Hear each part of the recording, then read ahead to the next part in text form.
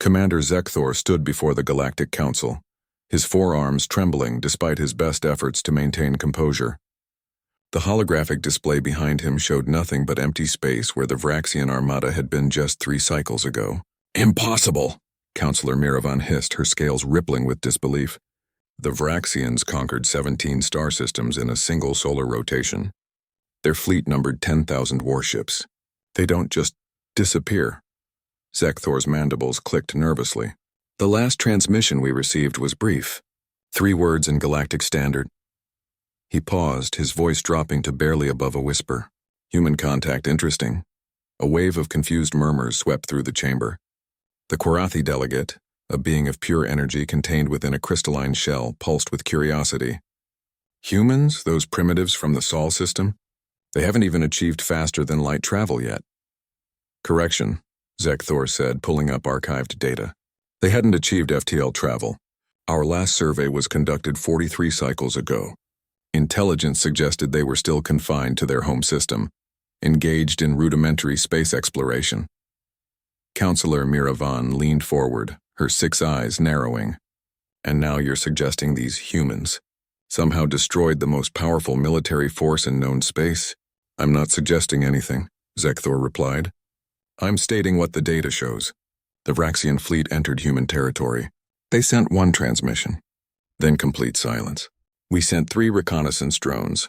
None returned. The council chamber erupted in debate. Some species laughed at the absurdity. Others demanded immediate military action. A few, the older, wiser ones, remained silent, their ancient eyes betraying something that looked remarkably like fear. It was Elder Thundra, the Krolix representative who had served on the council for over 3 centuries, who finally spoke. His voice, deep and resonant, silenced all others. Send an envoy. A diplomatic vessel, unarmed, single ship.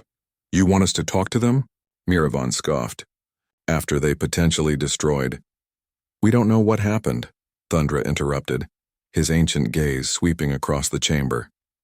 But I've lived long enough to recognize a pattern. There are stories, old stories from the edges of explored space, tales of a death-world species that refused to die, a species that turned every disadvantage into a weapon. I always thought they were myths, he paused.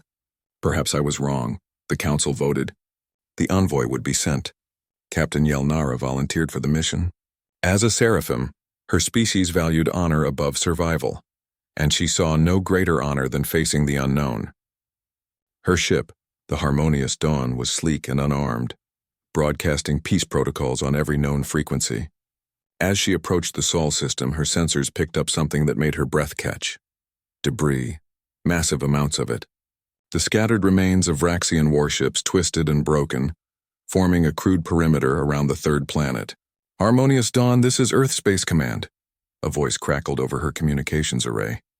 The language was harsh, full of hard consonants and strange rhythms. Please state your intentions. Yelnara's translator worked frantically. I am Captain Yelnara of the Galactic Council. I come in peace, seeking answers about the fate of the Vraxian fleet. A long pause.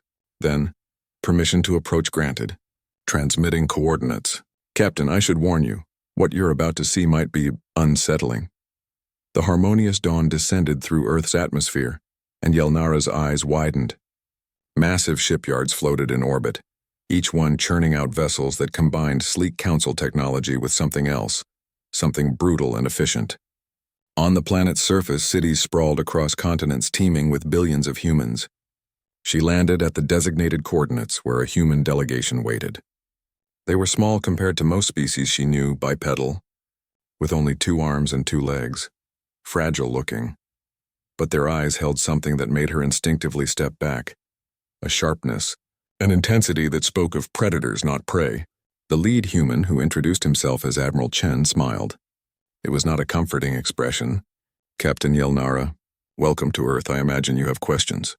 The Vraxian fleet, she managed. What happened? Chen's smile faded. They arrived 3 months ago by your calendar. Sent us a simple message, submit or be destroyed. They gave us 1 solar day to respond. He gestured to a massive display screen. This was our response. The screen showed footage that Yelnara would never forget. Human vessels, crude but effective, swarming the Vraxian fleet like insects. Kinetic weapons, nuclear devices, even ships deliberately ramming into Vraxian dreadnoughts. It was chaos, brutal and terrifying.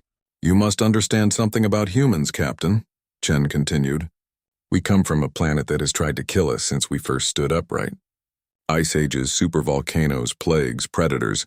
Earth has thrown everything at us. And we're still here. We didn't evolve to be the strongest or the fastest. We evolved to be the most stubborn. But the technology," Yelnara protested. "You couldn't have—" "Reverse-engineered from the Vraxian ships we captured," Chen interrupted. "It took us 47 hours of continuous work. 60,000 of our best minds working simultaneously. We don't sleep much when survival is at stake." Yelnara felt her legs weaken. "You're saying you went from a pre-FTL civilization to defeating the galaxy's most powerful fleet in 3 months?" "No," Chen said quietly. "We did it in 2 days. The rest of the time we've been preparing for whoever might come next." He paused, his expression softening slightly. "But you came in peace. That's appreciated. It suggests the galaxy might be ready to talk instead of threaten." Yelnara looked at the humans around her, scientists, soldiers, diplomats, and realized something profound. The galaxy had been complacent, comfortable in its hierarchies and power structures. And then came humanity, forged in fire, driven by something no other species truly understood, not just survival, but the absolute refusal to ever stop fighting. "I will tell the Council," she said finally. "What would you have me say?" Admiral Chen considered for a moment. "Tell them the truth. Tell them humans are willing to talk, to trade, to be part of the galactic community, but also tell them this." His eyes hardened. "We will never ever submit. Not to the Vraxians. Not to anyone." As the harmonious dawn lifted off, Yelnara looked down at Earth one final time, a death world that had birthed a species of survivors, a species that had just announced its presence to the galaxy in the most dramatic way possible. The Council had wanted answers. She had them, but she suspected they wouldn't like what she had to report. Humanity had arrived, and the galaxy would never be the same.